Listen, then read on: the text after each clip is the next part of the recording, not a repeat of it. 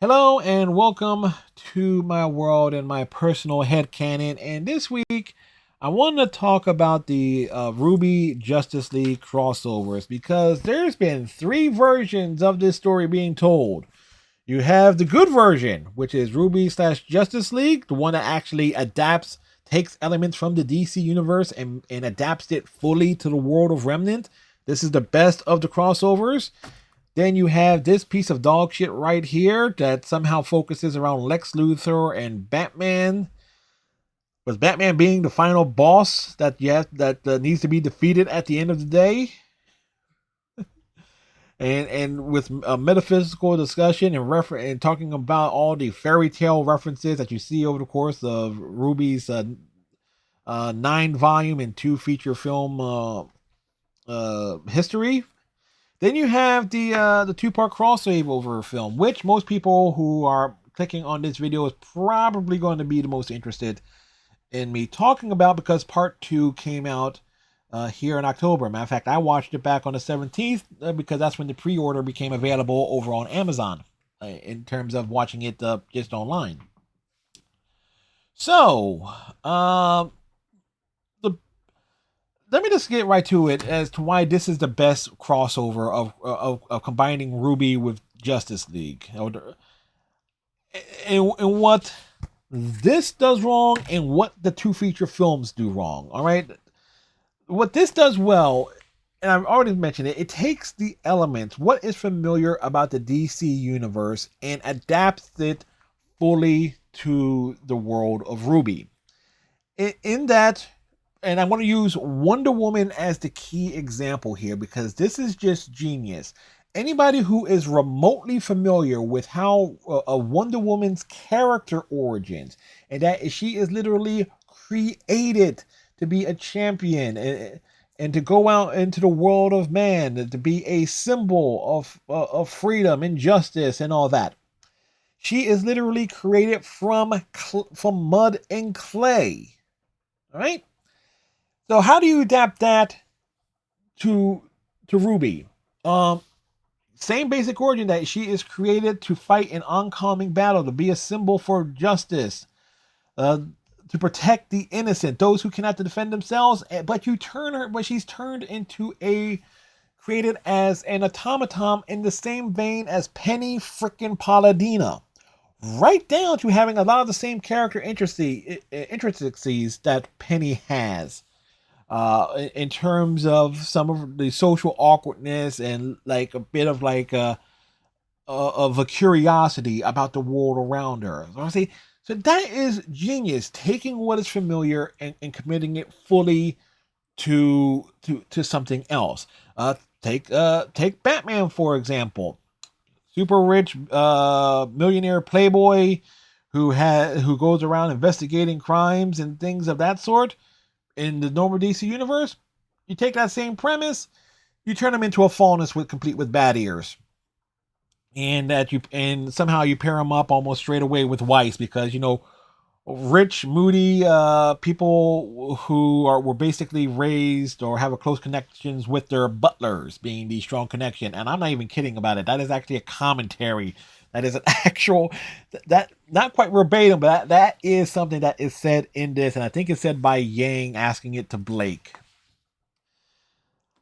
Then you have what was it? Aquaman. You turn him into a shark fauna. Superman, which one would think would be the most impossible without him doing the Kryptonian origins. Well, they don't really mention Krypton at all. You just say, oh, his semblance is he derives power from the sun, and it's like when he's in direct sunlight, he has the power. He is literally the man who has the power of dust naturally, as long as he is in the sunlight. He has his flight, heat vision, super strength, near invulnerability. Can be mind controlled a little bit. Gotta give him a little bit of vulnerability besides this. Him just stepping into the shade. But all of these elements, combine and work together. Cyborg, just one more on this. In this, he's an astronaut. It's like they're going out into space.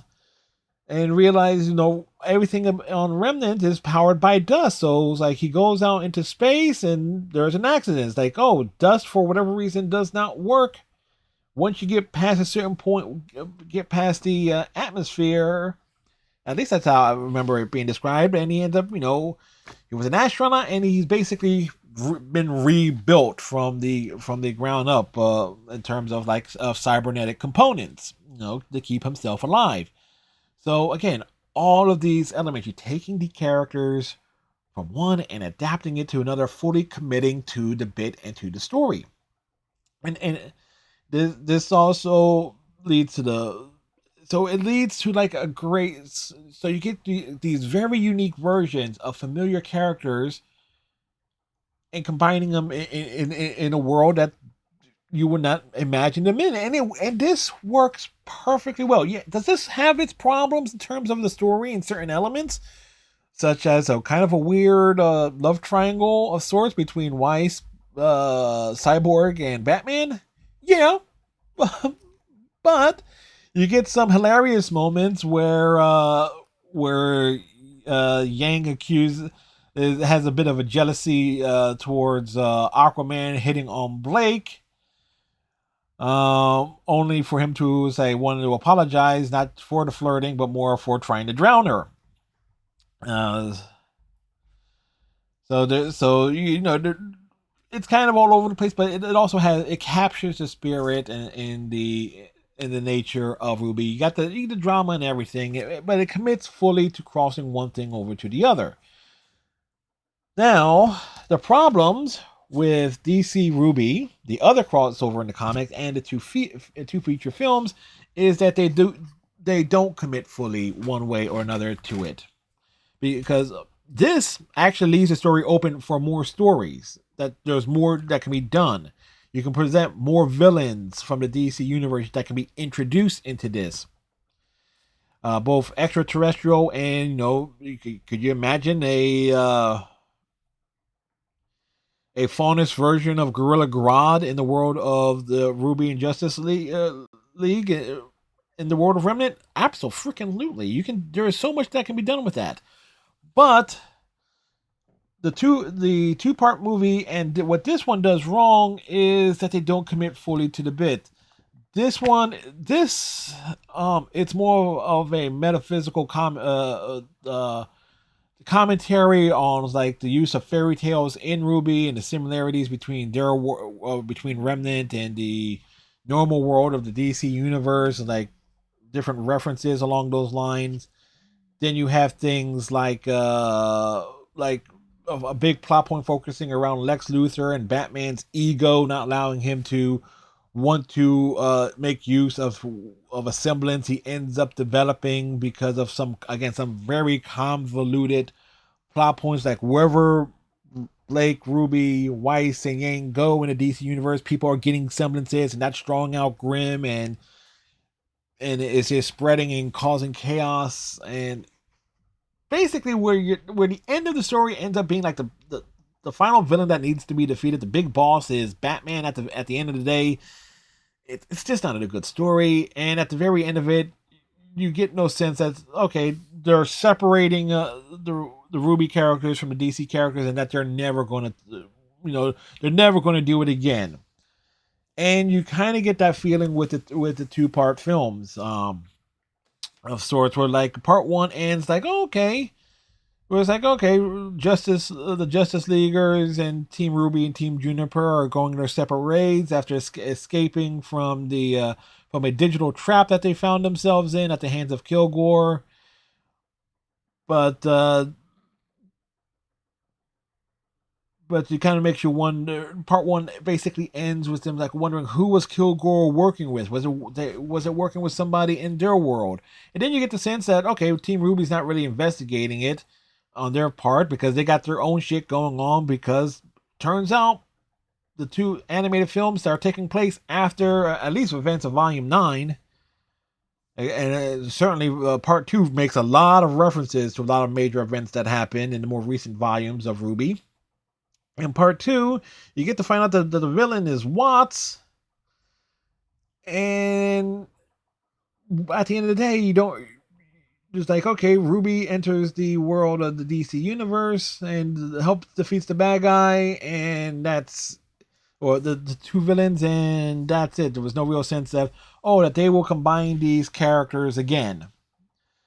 So it's kind of like almost like again a one and done deal, and with the only real point of the two films being like as using the DC superheroes to was like give with part one of RWBY getting like some pep talks from Superman on being a leader and not rushing, being able to not no this not do not throw their life away in pursuit of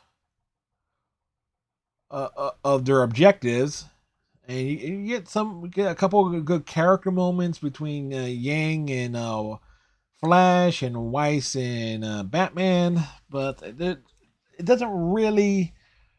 Neither of the two films commit fully to the crossover premise. It becomes an awkward mishmash of the two, and almost as if like the animated features, again, other than presenting like things to advance the plots and character development for the RWBY characters, like the DC characters, there's nothing there. They're almost like blank slates with really nothing to do. Although I take that back, Jessica Cruz, the Green Lantern representative, gets a lot of great moments to shine with John in part one. So I take that back. But again, it's like it doesn't quite capture the same highs or the enjoyment as of the first crossover, because it's not committing fully to the bit one way or another. It's like, did they really need to go the whole digital villain route with using the likes of Kilgore and Watts, who is to cross them over? That element kind of works, but at the same time, it really undercuts everything when you consider like a lot of the big powerful villains on both sides. But then you have the big problem is like the biggest villain in RWBY is Salem. The only person that you can really put on par with Salem is probably Darkseid, as like being like like the big uber villain in the DC universe. And something like that would certainly warrant it more than just two separate 70-minute animated features. Like, you want to merge the two worlds together, that's how you would do it. But granted, that would be taking elements from this, which is actually now that I think about it, the one good element from this actually is the idea that the worlds would be kind of merging, or at least converting the DC universe to be a remnant equivalent, more or less. But yeah. So, but by and large, it's like the one thing that always, well, you can tell what I like about crossovers is commit to the story, commit to the premise. Because unless you commit to it, you're either gonna get if you commit to it, you get something awesome. If you don't commit to it and try to do something topical and smart and without real any sense of fun, you're gonna get some just provide us like commentary on some like shared elements. That you're gonna get some dog shit like this. And if you try and go somewhere in between, you're gonna get something that's rather fun to watch. It's like as a popcorn movies. You get the two animated features that is like somewhere falls in between. Anyway, I ranted about this for nearly 15 minutes. So it was like 14 minutes and change. So we'll wrap up this here. So with that said, thank you very much. Tighten your friendship bracelet. Stay safe. Have a good one. And we'll catch y'all in the next video. Bye.